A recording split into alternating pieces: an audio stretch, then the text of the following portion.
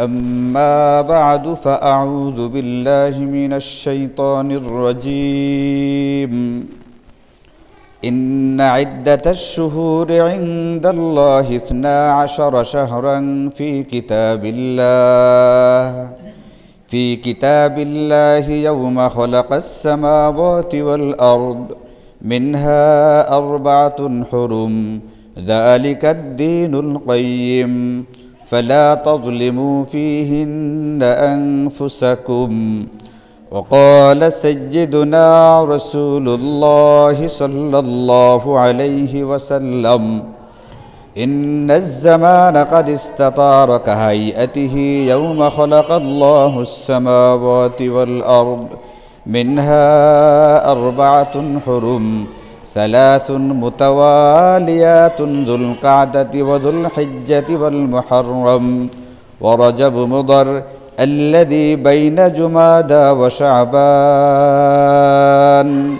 آمنت بالله صدق الله مولانا العلي العظيم وصدق رسوله النبي الكريم ونحن على ذلك لمن الشاهدين والشاكرين والحمد لله رب العالمين اللهم صل على محمد وعلى آل محمد كما صليت على إبراهيم وعلى آل إبراهيم إنك حميد مجيد اللهم بارك على محمد وعلى آل محمد كما باركت على إبراهيم وعلى آل إبراهيم إنك حميد مجيد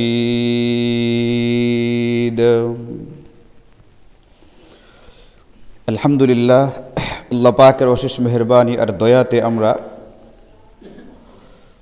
আরবি রজব মাসে পদার্পণ করেছি। 1446 হিজরির রজব মাসের আজকে 2 তারিখ। রজব মাস সম্পর্কে কুরআন এবং সুন্নাহর ভিতরে বিভিন্ন কথাবার্তা আছে, করণীয় বর্জনীয় বিষয় সম্পর্কে আলোচনা আছে। রজব যে মাসটা, আরবি যে রজব মাসটা, যার নাম হচ্ছে রজব, রজব শব্দের শাব্দিক অর্থ হচ্ছে সম্মান করা। রজব মাসের নাম রজব মাস এই জন্য রাখা হয়েছে যে তৎকালীন জামানার আরবরা এই মাসটাকে অতি সম্মান আর মর্যাদার দৃষ্টিতে দেখত। লিআন্নাহুম কানু ইউআযযিমুনাহু ওয়া ক্বাদ আযযামাতহু আশ-শরীআতু আইদান। তৎকালীন আরবরা তাদের দৃষ্টিভঙ্গির কারণে এটাকে সম্মান বা মর্যাদার নজরে দেখত। আর আমাদের দেখার বিষয় হচ্ছে ওয়া ক্বাদ আযযামাতহু আশ-শরীআতু আইদান, শরীয়ত, আমাদের যে ইসলামী শরীয়ত, আমাদের দ্বীন, আমাদের যে জীবন ব্যবস্থা, এটার ভিতরেও এই মাসটাকে সম্মানের নজরে দেখা হয়েছে বা পূর্বের সম্মান এবং মর্যাদাকে বহাল রাখা আছে। তো যেহেতু এই মাসের মর্যাদা আগের জামানার লোকেরাও দিত, আমাদের ইসলামী শরীয়তেও এর মর্যাদা আছে, এই জন্য এই মাসের নামই হলো রজব বা সম্মানিত একটি মাস। কোরআন সুন্নাহ এই মাসটাকে কিভাবে দেখে, এই ব্যাপারে আল্লাহ তাআলা কুরআন কারীমে ইরশাদ করেন, ইন্না ইদ্দাতাশ শুহুরি ইনদাল্লাহি 12 শাহরা ইলা আখিরিল আয়া। আল্লাহ পাক যেদিন আকাশ আর জমিনকে সৃষ্টি করেছেন, আসমান আর জমিন যেদিন সৃষ্টি করেছেন, সেদিন থেকেই আল্লাহ পাকের বিধানে, আল্লাহ পাকের কিতাবে যে মাসগুলোর কথা বর্ণিত আছে, লেখা আছে, এমন মাস হচ্ছে 12টা মাস। অর্থাৎ একটা বছর পূর্ণ হবে 12 মাস দিয়া। এটা যেদিন আসমান আর জমিন আল্লাহ পাক বানিয়েছেন, সেদিন থেকেই তিনি তার বিধানে এটাকে লিখে নিয়েছেন। এই মাসগুলোর মধ্য থেকে মিনহা 4 হুরুম, আল্লাহ বলেন এই যে 12 মাসে এক বছর, এই 12 মাসের মধ্য থেকে 4টি মাস হচ্ছে সম্মানিত। হুরুম এটা হারাম শব্দের বহুবচন। হারাম শব্দটা আপনারা জানেন, শুনছেন বারবার। হারাম শব্দ শোনা আছে না আমাদের? আমরা বলি যে হালাল হারাম ইত্যাদি। হারাম শব্দের দুইটা অর্থ, একটা অর্থ হচ্ছে নিষিদ্ধ, অবৈধ, এটা আপনারা জানেন। হারাম শব্দের আরেকটা অর্থ হচ্ছে সম্মানিত। যেমন আমরা বলি মসজিদে হারাম, মসজিদে হারাম মানে সম্মানিত মসজিদ। তো যে মাস্টার নামের ভিতরে হারাম আছে এটা সম্মানিত এবং এটার ভিতরে নিষিদ্ধ, এই দুইটা অর্থই আছে। কি নিষিদ্ধ? সম্মানিত হওয়ার কারণে এই মাসগুলোর ভিতরে, এই সময়গুলোর ভিতরে আল্লাহ পাকের নাফরমানি করা নিষিদ্ধ। এই জন্য হারাম শব্দের ভিতরে নিষেধের অর্থটাও আছে, সম্মানের অর্থটাও আছে। এখন আল্লাহ বলছেন মিনহা আরবাতুন হুরুম, এই যে 12 মাসে একটি বছর পরিপূর্ণতা লাভ করে পূর্ণ হয়ে থাকে, এই 12 মাসের মধ্যে আবার 4টি মাস হচ্ছে আল্লাহ পাকের হিসাবেও, আল্লাহ পাকের বিবেচনাতেও অতি সম্মানিত মাস। এই যে 4টা মাস অতি সম্মানিত, এই 4টা মাস সম্মানিত হওয়ার কারণে এটার ভিতরে কি করা যাবে কি করা যাবে না এই ব্যাপারে আয়াতের একটু পরিষ্কার আবার বলে দিচ্ছেন। তো করণীয় বর্জনীয় নিয়ে আমরা আলোচনা করব। এর আগে ওই 4টা মাস কোন মাস এটা এই আয়াতে কারিমাতে উল্লেখ নেই, কিন্তু নবীজি সাল্লাল্লাহু আলাইহি ওয়াসাল্লামের হাদিসে পাকের মধ্যে উল্লেখ আছে ওই 4টা মাস কোন মাস। নবীজি বলেন যেদিন আল্লাহ পাক আসমান আর জমিনকে বানাইছেন, ইন্নাজ জামানা কাদ ইস্তাদারা কাহাইয়াতিহি ইয়াউমা খালাকাল্লাহুস সামাওয়াতি ওয়াল আরদ, আল্লাহ যেদিন থেকে আসমান আর জমিন বানিয়েছেন ওদিন থেকে আল্লাহ বছরকে করেছেন 12 মাসে। এর ভিতরে মিনহা আরবাতুন হুরুম, 4টি মাস হচ্ছে অতি সম্মানিত মাস। এর ভিতরে সালাসুন মুতাওয়ালিয়াতুন, নবীজি বলেন 3টা মাস লাগাতার, আরেকটা মাস একটু গ্যাপ দিয়ে একটু পরে। লাগাতার 3টি মাস হচ্ছে যুলকাদাতি ওয়া যুলহিজ্জাতি ওয়াল মুহররম। আমরা যারা বাংলায় বলি, বাংলায় উচ্চারণ করতে গিয়া জিলকদ, জিলহজ এবং মুহররম মাস, এই 3টা টানা একসাথে, এরপরে একটু গ্যাপ দিয়ে রাজাব ও মুদার, রাজাব আল্লাযী বাইনা জুমাদা ওয়া শাবান, জুমাদাল আখিরা এবং শাবান, এই 2টা মাসের মাঝখানে একটা মাস আছে যেটাকে বলা হয় থেকে রজব। এই রজব হচ্ছে 4 মাসের সম্মানিত একটি মাস। তাহলে যে মাস 4টা আল্লাহ এবং আল্লাহর রাসূলের দৃষ্টিতে সম্মানিত, মর্যাদা সম্পন্ন, এই মাসগুলো হচ্ছে জিলকদ, জিলহজ, মুহররম এবং রজব মাস। যে 4টা মাসকে খোদ কুরআনে কারীম মর্যাদার নজরে দেখে এই 4টা মাসের একটা মাসে আমরা পদার্পণ করেছি আল্লাহ পাকের মেহেরবানি আর দয়াতে, এটা হচ্ছে সেই রজব মাস। এখন এই যে রজব মাস, এই রজব মাসের সম্মান বা মর্যাদাটা শরীয়ত কেন বহাল রাখলো? বলে এর কারণ হচ্ছে 2টা, এবং এটার ভিতরে আমাদের করণীয় বর্জনীয়টাও আমরা খুঁজে বের করে নিতে পারবো। এটার হিকমত বা রহস্যটা যদি বুঝি কেন এই মাসটা সম্মানিত মাস, এর কারণ হচ্ছে তাহরিমুল কিতালি ফিহি। রজব মাসের ভিতরে যুদ্ধবাজ জাতি যারা আরবরা একটা সাধারণ ছোট্ট একটা ঘটনাকে কেন্দ্র করে দিনের পর দিন না, সপ্তাহের পর সপ্তাহ না, বছরের পর বছর যুদ্ধ বিগ্রহ ধরেই রাখতো, যুদ্ধ বিগ্রহের ভিতরে লেগে থাকতো, ওই আরবরা পর্যন্ত রজব মাসের ভিতরে যুদ্ধ করাটাকে হারাম এবং নিষিদ্ধ মনে করত। এবং তারা এটার মর্যাদা রক্ষা করতে গিয়া, রজব মাসের সম্মান রক্ষা করতে গিয়া যত বড় শত্রুই সামনে পড়ুক না কেন, এই মর্যাদা রক্ষা করতে গিয়ে শত্রুর উপরে তারা কখনোই হামলা করত না।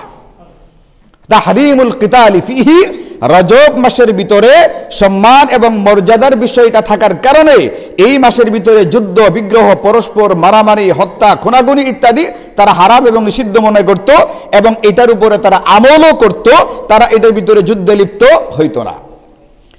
2 নম্বর তাযীম ও ইন্তিহাকিল ইবাদাত বা মাহারিম, তাহরিম ও ইন্তিহাকিল মাহারিম। এই মাসগুলোর ভিতরে গুনাহে লিপ্ত হওয়াটাকেও তারা নিষিদ্ধ মনে করত। এই কারণে যে এই মাসগুলোর ভিতরে গুনাহ করলে এই গুনাহের ভয়াবহতা অন্য মাসে গুনাহ করলে যেরকম থাকে তার চেয়ে বেশি হয়ে যায়। রজব মাসের মর্যাদা বেশি হওয়ার কারণে, রজবের সম্মান বেশি হওয়ার কারণে রজব মাস ছাড়া অন্য মাসে গুনাহ করলে যে পরিমাণ গুনাহ হইতো, অন্য মাসে গুনাহ করলে এই গুনাহের শাস্তিরা যে পরিমাণে হইতো, রজব এবং সম্মানিত মাসগুলোর ভিতরে গুনাহ করলে ওই একই গুনাহের কারণে এর শাস্তি বেশি হইতো, এর ভয়াবহতা আল্লাহ পাকের দৃষ্টিতেও বেশি হয়ে যায়। এই জন্যে এই রজব মাসের ভিতরে আরবরা যেহেতু যুদ্ধ বিগ্রহ করতো না, হারাম মনে করতো, এ রজব মাসের ভিতরে গুনাহ করলে যেহেতু এর ভয়াবহতা আল্লাহ পাকের দৃষ্টিতে, আল্লাহ পাকের নজরে বেশি হয়ে থাকে, এই জন্য রজব মাসটাকে সম্মান এবং মর্যাদা সম্পন্ন হারাম মাস বলা হয়ে থাকে। এই বিষয়গুলো এখানে নিষিদ্ধ। ইমাম ইবনে কাসির রাহিমাহুল্লাহ তিনি রজব সম্পর্কে বর্ণনা করতে গিয়ে তার কিতাবে লিখেন, ওয়াজআলা যামবা আযমা, রজব মাসের ভিতরে গুনাহ করাটাকে আল্লাহ পাক আযমা, অন্য মাসের চেয়ে গুরুতর অপরাধ হিসেবে বিবেচনা করেন। ওয়াজআলাল আমালাস সালিহা আযমা আজরান, এবং এই মাসের ভিতরে নেকির কাজ করলে অন্য মাসে একই নেকির কাজ করলে যে পরিমাণ সওয়াব বা বিনিময় পাওয়া যাইতো আল্লাহ পাক রজবে তার চেয়ে বেশি পরিমাণে দিয়া থাকেন। এই জন্য ইমাম ইবনে কাসির রাহিমাহুল্লাহ বলেন, তোমাদের করণীয় হচ্ছে, কর্তব্য হচ্ছে অন্য মাসে গুনাহ থেকে বেঁচে থাকবার জন্য যে পরিমাণ চেষ্টা তদবির করে থাকো, রজব মাসের ভিতরে গুনাহ থেকে বাঁচার জন্য এর চেয়ে বেশি চেষ্টা তদবির করতে হবে।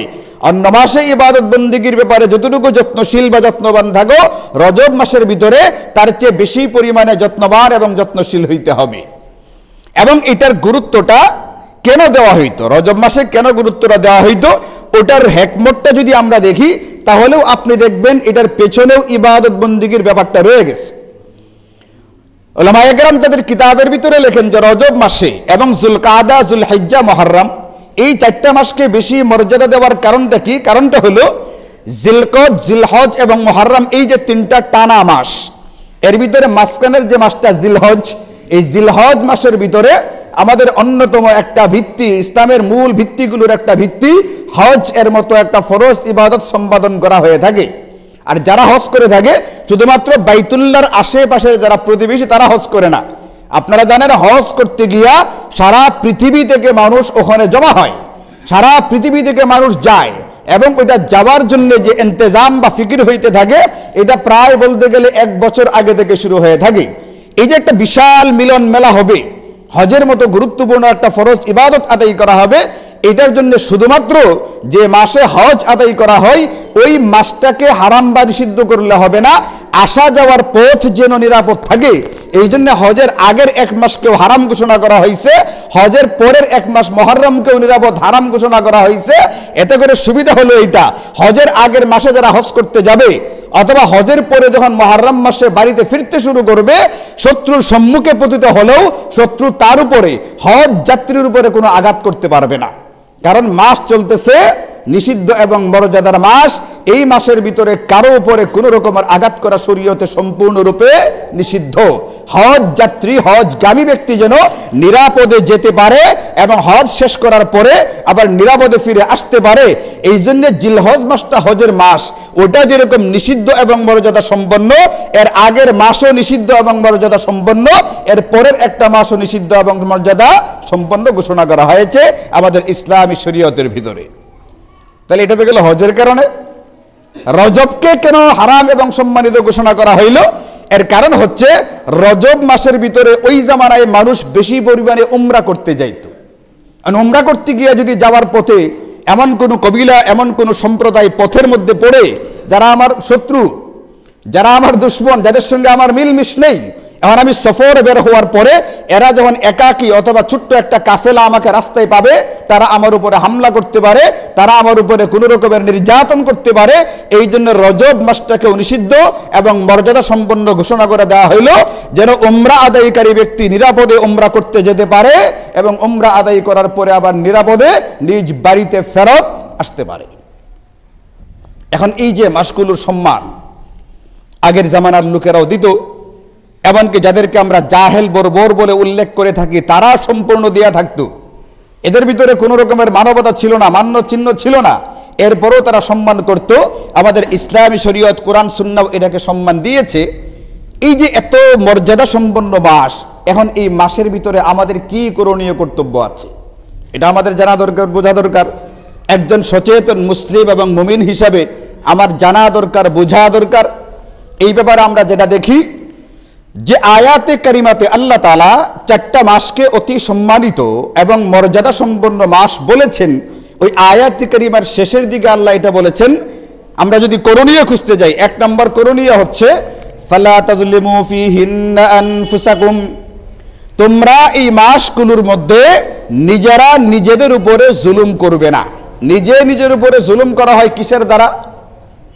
এই সম্পর্কে আমি আগেও আপনাদেরকে বারবার বলেছি, এটা আপনাদের বলতে হবে। নিজে নিজের উপরে জুলুম কিভাবে করা হয়?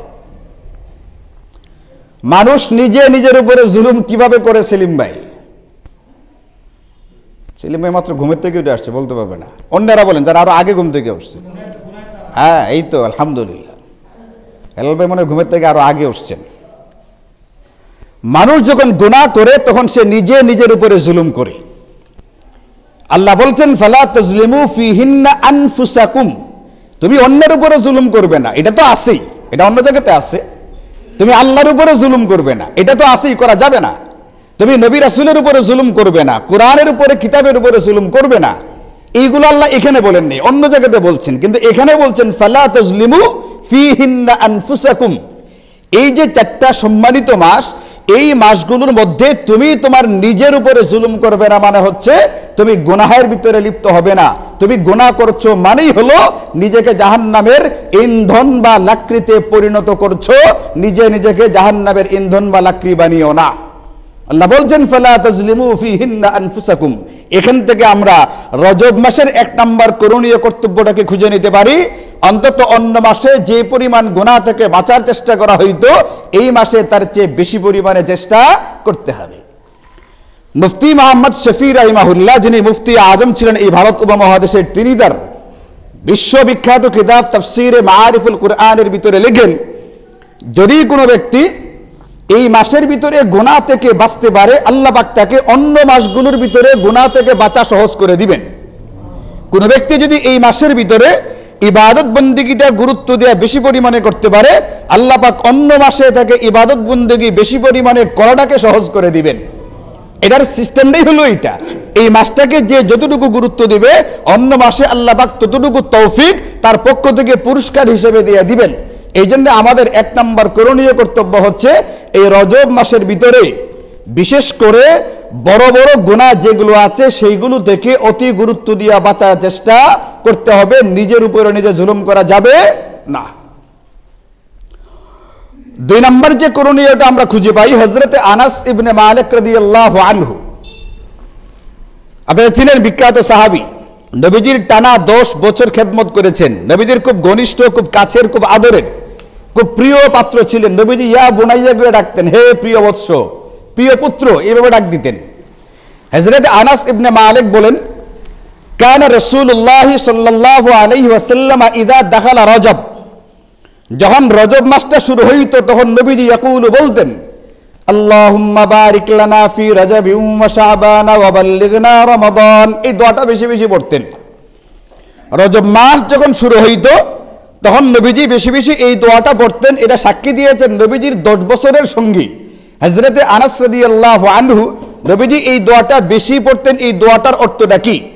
এই দোয়াটার অর্থ হলো, হে আল্লাহ, রমজান পাইতে আর 2 মাস বাকি, রজব এবং শাবান। রজব এবং শাবানের পরেই মাহে রমজান শুরু হবে। তো মাহে রমজান যেহেতু প্রচুর পরিমাণে খাইর, কল্যাণ, বরকত নিয়ে বর্ষিত হয়, দুনিয়াতে আসে, আমি যেন রমজানের কল্যাণ, এই বছরের রমজানের যে কল্যাণ এবং বরকত আছে, ওটা যেন আমি পেতে পারি, ওটা যেন হাসিল করতে পারি, ওটা পাওয়ার জন্য তো আমাকে কমপক্ষে আরো 2 মাস অপেক্ষা করা লাগবে।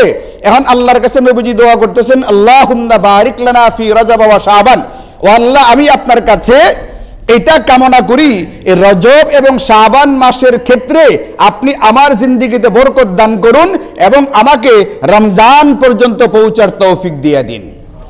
রমজান পাবার আশায় নবীজি 2 মাস আগে থেকে এই দোয়াটা করতেন, রজব এবং শাবান মাসে যেন আমার হায়াত ফুরিয়ে না যায়, আমার হায়াতটাকে আপনি বাড়িয়ে দিন, হায়াতের ভিতরে বরকত দিয়ে দিন, যাতে করে অবাল্লিগনা রমাদান, আমি কোন পর্যন্ত পৌঁছে যেতে পারি? রমজান পর্যন্ত পৌঁছে যেতে পারি। এটা হচ্ছে 2 নম্বরের করণীয় কর্তব্য, যেটা খুদ রাসূল করিম সাল্লাল্লাহু আলাইহি ওয়াসাল্লাম করতেন। এখন এই দোয়াটা আমাদের পড়তে হবে, মাঝে মধ্যেই পড়তে হবে। আমিও পড়বো, আপনারাও পড়বেন ইনশাল্লাহ। চলেন 1-2 বার একটু পড়ে ফেলে, এখন অন্তত একবার আমলটা হয়ে যাক। আল্লাহুম্মা বারিক লানা ফি রজবি ওয়া শাবান ওয়া বাল্লিগনা রমাদান আল্লাহুম্মা বারিক লানা ফি রজবিন ওয়া শাবান ওয়া বাল্লিগনা রমাদান আল্লাহুম্মা বারিক লানা ফি রজবিন ওয়া শাবান ওয়া বাল্লিগনা রমাদান। হে আল্লাহ, আমাদের রজব আর শাবান মাসের ভিতরে আমাদেরকে বরকত দাও এবং আমাদেরকে রমজান পর্যন্ত পৌঁছার তৌফিক দিয়ে দাও। এই দোয়াটা মূলত একাকী পড়ার দোয়া, এটা এইভাবে ইস্তিমাইভাবে পড়ার দোয়া না। এই জন্য আমি কিন্তু আপনাদের সবসময় পড়িয়ে দিব না, কারণ এইভাবে ইস্তিমাইভাবে পড়া এটা কি না, নিয়ম না। আমি আপনাদেরকে মনে করিয়ে দিলাম, দোয়াটাকে স্মরণ করিয়ে দিলাম। এবার আপনি নিজে মাত্র আধা লাইনের একটা দোয়া মুখস্থ করে নেবেন এবং মাঝে মধ্যেই পড়ার চেষ্টা করবেন। এটা হচ্ছে আমাদের দ্বিতীয় নম্বরের করণীয় বা কর্তব্য। 3 নম্বর যে আমলটা আমরা করতে পারি সেটা হচ্ছে, এটা মাথায় রাখতে হবে, মূলত রজব মাসের জন্য আলাদা কোনো বিশেষ আমল দেওয়াই হয়নি এবং বিশেষ কোনো তরিকা বা পদ্ধতিও দেওয়া হয়নি। তাহলে কি করা হবে? ইমাম ইবনে কাসির যে বললেন, ওয়াল আমাল আস-সালিহা আজরা আযমা, আল আজরা আযমা, যে এই মাসে আমল করলে সওয়াব বেশি দেওয়া হবে। কোন আমলটা করা হবে এই ব্যাপারে উলামায়ে কেরাম বলছেন, আমল মানে অন্যান্য যে আমলগুলো আমাদের আছে, যেমন 5 ওয়াক্ত ফরজ নামাজের কথা আমাদের জানাই আছে, বিভিন্ন সময় সুন্নত আমলের কথা আছে, বিভিন্ন নফল নামাজের কথা বর্ণিত আছে, নফল রোজার কথা বর্ণিত আছে, জিকির আছে, তাহলিল আছে, এরকম ভাবে তিলাওয়াতের আমল আছে, দান খায়রাত সাদাকাতের আমল আছে।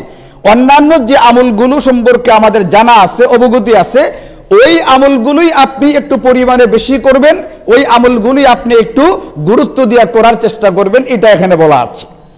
রজবের জন্য আলাদাভাবে কোনো বিশেষ আমল দেওয়া হয় নাই, বিশেষ কোনো পথ বা পদ্ধতিও দেওয়া হয় নাই। আমাদের যে আমলগুলো সম্পর্কে অবগতি আছে, যেগুলো সম্পর্কে আমরা জানি কিন্তু তেমন একটা করা হয় না, তাহাজ্জুদ হতে পারে, ইশরাক হতে পারে, আওয়াবিন হতে পারে, অন্যান্য নফল ইবাদত বন্দেগী হতে পারে, যেগুলো আমরা তেমন একটা জানি কিন্তু করি না, ওইগুলোকেই যথাসম্ভব বেশি বেশি পরিমাণে করার চেষ্টা করতে হবে, আলাদা কোনো পথ বা পদ্ধতি ছাড়াই। এটা হচ্ছে 3 নম্বর আমাদের বোঝার বিষয়। তাহলে রজব মাস, এই যে ফজিলতপূর্ণ মাসটা, যে মাসের নামের ভিতরেই সম্মান বা মর্যাদার অর্থ আছে, এই মাস সম্পর্কে আমরা যদি কোনো কিছু করতে চাই তাহলে 3টা জিনিস আমাদেরকে মাথায় রাখতে হবে। 1 নম্বর হচ্ছে যথাসম্ভব এই মাসে নিজেদেরকে সকল প্রকার গুনাহ থেকে হেফাজতের চেষ্টা করতে হবে। 2 নম্বর হচ্ছে মাঝে মধ্যে যখনই মনে পড়বে উল্লেখিত দোয়াটা, আল্লাহুম্মা বারিক লানা ফি রজবিন ওয়া শাবান ওয়া বাল্লিগনা রমাদান, এটা পড়তে হবে।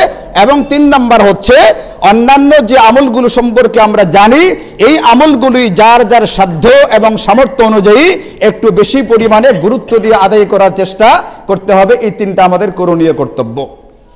এর বাহিরে রজব মাসের আমল নামে যত আমল বর্ণিত আছে বাজারের চটি বইয়ের মধ্যে, অনির্ভরযোগ্য কিতাবাদের মধ্যে, এইগুলো রজব মাসের আমল হিসাবে করবার কোনো সুযোগ নেই। আম্মা জান হযরত আয়েশা রাদিয়াল্লাহু আনহা তিনি আমাদেরকে হাদিস শুনিয়েছেন, বুখারী শরীফের হাদিস, মান আহদাসা ফি আমরিনা হাযা মা লাইসা মিনহু ফাহুয়া রাদ্দুন, যে জিনিসটা, যে আমলটা আমাদের শরীয়তে নেই কিন্তু সেটা শরীয়তের আমল হিসেবে কেউ যদি চালিয়ে দেওয়ার চেষ্টা করে, ফাহুয়া রাদ্দুন, এটা প্রত্যাখ্যাত, এটা পরিত্যাজ্য, এটাকে প্রত্যাখ্যান করতে হবে, আমল হিসাবে গ্রহণ করবার কোনো সুযোগ আমাদের জন্য নেই। এই জন্য যতটুকু দেওয়া আছে ইসলামী শরীয়তে, কোরআন সুন্নাতে সহিভাবে যতটুকু বর্ণিত আছে, ওইগুলোর উপরে আমল করলেই তো যথেষ্ট। এখন যতটুকু করা দরকার ততটুকুই করতে পারি না, নতুন নতুন আমল বানিয়ে করবার ধান্দা বা ফিকির করার প্রয়োজনীয়তাটা কি?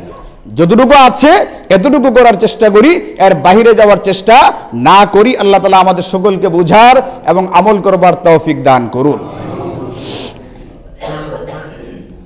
আমাদের, আপনারা জানেন যে আমরা গত সপ্তাহে আলোচনা করেছি, আমাদের মসজিদের 3 দিকের দোতলার পলেস্তরার কাজ চলছে, আস্তরের কাজ চলতেছে। আলহামদুলিল্লাহ, আল্লাহ পাকের মেহেরবানিতে আপনাদের সহযোগিতার কাজ শুরু হয়েছে। এদিকে দেখবেন অলরেডি কাজ শুরু হয়ে গেছে এবং আপনাদের যথেষ্ট পরিমাণ সাহায্য, সহযোগিতা, সমর্থন এগুলো পাওয়া গেছে। এই কারণে দিয়ে আমরা এতদূর পর্যন্ত এগিয়ে আসতে পেরেছি। এখন ওই দিন আমি মসজিদের সামনে দাঁড়িয়ে দেখলাম আমাদের মসজিদের সামনের যে অংশটা, এটা তো আস্তর হবে না, এটা তো হবে আপনার টাইলস। কারণ মসজিদের নিচতলার পুরো দেয়ালটা সামনে গিয়ে দেখবেন যে সবুজ রঙের টাইলস দেওয়া আছে। এখন দোতলার যে অংশটা, ওইটাও তো আস্তর করলে তো মসজিদের সৌন্দর্য নষ্ট হবে। আমি তো আমার জামাটাকে এমনভাবে পরি না যে এতটুকু অংশ হচ্ছে শ্যাওলা বা গ্রিন আর পরেরটা হচ্ছে গোলাপি, এরকম কি পরা হয়? এরকম বেঢঙ্গা পোশাক তো আমি আমার নিজের বেলাতে চিন্তা করি না। আমি আমার একটা টিনের ঘর, একটা সাধারণ ঘরের বেলাতেও আমি এই বেঢঙ্গা সিস্টেমটাকে পছন্দ করি না। এখন আমরা কি আল্লাহ পাকের ঘরের বেলায় এরকম বেঢঙ্গা একটা সিস্টেমকে পছন্দ করতে পারি? এটা হয়? এটা হয় না। এখন আমাদের সুবিধা হলো এটা, এই মসজিদের নিচতলাটা যখন হয়েছিল তখন কিন্তু সামনের অজুখানাটা এত উঁচু ছিল না, ছোট্ট একটা টিনের ঘর ছিল, এই জন্য পুরা সামনের পুরা অংশটাই টাইলস করা লাগছে।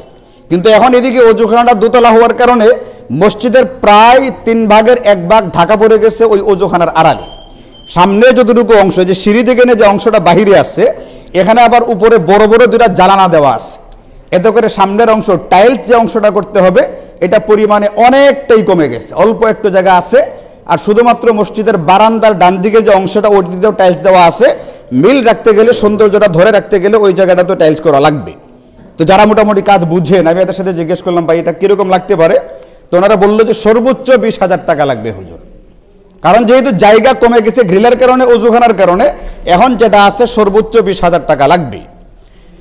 আচ্ছা আপনি বলেন, আমাদের দেশে, আমাদের সমাজে এরকম বহু মানুষ আছে যাদেরকে 20,000, 25,000, 30,000 টাকা দেওয়ার পরেও এই কথা বলে এই বেতনে আমার সংসার চলে না। এমন অভিযোগ কি আমাদের বহু লোকের মধ্যে আছে না নাই? এর মানে ওই ব্যক্তি যে এই অভিযোগটা করে যে 20,000, 25,000, 30,000 টাকা দিয়ে আমার সংসার চলে না, আমার বেতন বৃদ্ধি করা দরকার, ওই লোকের কাছে 20,000 টাকা বেশি না কম? কম। এখন আমি যদি আপনাদেরকে বলি আপনাদের কোনো একজন সামনের 20,000 টাকা দিবেন, সবাই মিলে না, তাহলে ওই ভাইদের জন্য কিন্তু এই কথাটা বলবার সুযোগ নেই হুজুর এতটা টাকা একজনের কাছে কেন চাইল। কারণ ওই ভাইয়ের হিসাবে তার 20,000 টাকা পরিমাণে কি হয়? কম হয়, তার সংসার চলে না। এটা একটা স্বল্প পরিমাণ, এটা একটা কম পরিমাণ। এই জন্য আমি সবার কাছে না, চাইবো একজনের কাছে। আল্লাহ কোরআনে বলছেন, কুল ইন্না রাব্বি ইয়াবসুতুর রিজকা লিমান ইয়াশাউ মিন ইবাদিহি ওয়া ইয়াকদির। নবীজি আপনি বলেন আমার বান্দাদেরকে, রিজিক বাড়া কমা, সংকুচিত হওয়া, সম্প্রসারিত হওয়া, এটা আমার হাতে, আল্লাহ পাকের হাতে। সুতরাং দান খায়রাত না করলে সম্পদ বাড়বে, সম্পদ ধরে রাখতে পারবা, এটারও কোনো সুযোগ নাই। আর দান খয়রাত করে ফেললে তোমার সম্পদ কমে যাবে, এই ভয় পাওয়ারও কোনো আশঙ্কা করার দরকার নেই। সম্পদ ধরে রাখলে বাড়বে এটাও তুমি বলতে পারবে না, দান করলে কমবে এটা বলবারও তোমার সুযোগ নাই। কারণ বাড়া করার যে চাবিটা, এটা নিয়ন্ত্রণের যে মূল বিষয়টা, এটা কার হাতে? আল্লাহ পাকের হাতে। কুল ইন্না রাব্বি ইয়াবসুতুর রিজকা লিমান ইয়াশাউ মিন ইবাদিহি ওয়া ইয়াকদির। এজন্য আল্লাহ চান বুঝায়া, বান্দাদেরকে বুঝান, বুঝায় তারপরে বলেন যে আমার এটা দরকার, আমাকে দিয়ে দাও। যারা ভালোই দিয়ে দে, আল্লাহ বলছেন যে ফাহুয়া ইউখলিফুহু, আল্লাহ বলছেন যে আল্লাহ এটার বদলা বা বিনিময় দিয়া থাকেন। এটা পরকালেও দিবেন, দুনিয়াতেও দিবেন। আর যারা ভালোই দিবে না, আল্লাহ পাক তাদের কাছ থেকে তার কৌশল মতো বের করে নেন। কিভাবে বের করে নেন? কখনো অসুখ বিসুখ, কখনো রোড অ্যাক্সিডেন্ট, কখনো মামলা মোকদ্দমা, কখনো এই পেরেশানি, কখনো ওই পেরেশানি। এখন যাদের কাছ থেকে আল্লাহ পাক তার কৌশল মতো বের করে নেন, তারা কোনো স্বভাব পাবে না? না, এই ব্যাপারে ইসলামী শরীয়ত বলে আল্লাহ পাক যখন বের করেন তখন সে যদি সবর করে, ধৈর্য ধারণ করে, তাহলে ওই সবরের বদলা সে পাবে। এর মানে আমার কাছ থেকে সম্পদ যেভাবেই বের হোক না কেন, যদি আমি স্বেচ্ছায় সানন্দে দেই, তাহলে দান খায়রাতের সওয়াব পাবো, যেটা বহু গুণে আল্লাহ পাক বাড়াই দিবেন, আল্লাহ পাকের ওয়াদা এটা। আর যদি আমি স্বেচ্ছায় স্বতঃস্ফূর্তভাবে না দেই, আল্লাহ পাক তার কৌশল মতো বের করবেন। ওই সময়ে কিন্তু আবার অস্থির অধৈর্য হওয়া যাবে না। কোনটা বেশি ভালো মনে হয় আপনাদের কাছে? স্বাভাবিকভাবে আমি দিয়ে দিলাম এইটা, নাকি আল্লাহ পাক তার কৌশল মতো বের করে নেবেন ওইটা? আল্লাহ বলছেন একটা হাদিসে পাকের, নবীজি বলছেন হাদিসে পাকের ভিতরে, যারা মান্নত করে, মান্নত তাদের সম্পর্কে নবীজি বলতে গিয়ে বলেন, ইন্নামা ইউস্তাখরাজু বিহি মিনাল বাখিল, বখিলের কাছ থেকে মূলত আল্লাহ তাআলা মান্নতের মাধ্যমে সম্পদ বের করে আনেন। টাকা চাওয়া হয়েছে, টাকা দেয় নাই। এখন বাচ্চা, আল্লাহ না করুক, আল্লাহ হেফাজত করুক, আমাদের সকলকে কোনো একটা ছোটখাটো অসুখের মধ্যে পড়ছে, আর মা তো খুব পেরেশান, অস্থির হয়ে গেছে, মান্নাত করে বলছে আল্লাহ আমার পোলাটা সুস্থ করে দাও, একটা খাসি দান করে দেবো। মনে খাসির টাকা বের হয়েছে না? হয়েছে না? খাসির টাকা বের হয়ে গেছে। আগে বলছিলাম একটা মাদ্রাসার ছেলের খাবারের দায়িত্ব আপনি নেন, তো নিজে রাজি হয়েছে না, তো আল্লাহ পাক বের করে নিয়ে আসছেন। কিন্তু অসুবিধা হয়েছে এটা, এইখানে কিন্তু আবার নবীজি তাকে বখিল বলে সম্বোধন করেছেন, ইস্তাখরাজু বিহি মিনাল বাখিল। আর যেখানে স্বেচ্ছায় সানন্দে স্বতঃস্ফূর্তভাবে দেয়া দেয়, ওইখানে কিন্তু তার বিরাট প্রশংসা করা হয়েছে, এই কথা বলা হয়েছে এই ব্যক্তি তো খোদ আল্লাহকে কর্জে হাসানা দিল, আল্লাহকে সাহায্য করলো, আল্লাহর দ্বীনকে সাহায্য করলো। ইন তানসুরুল্লাহ, যে আল্লাহকে সাহায্য করে আল্লাহ তাকে সাহায্য করেন। কথা বলছিলাম 1 মিনিট বলতে চাইবো, কথা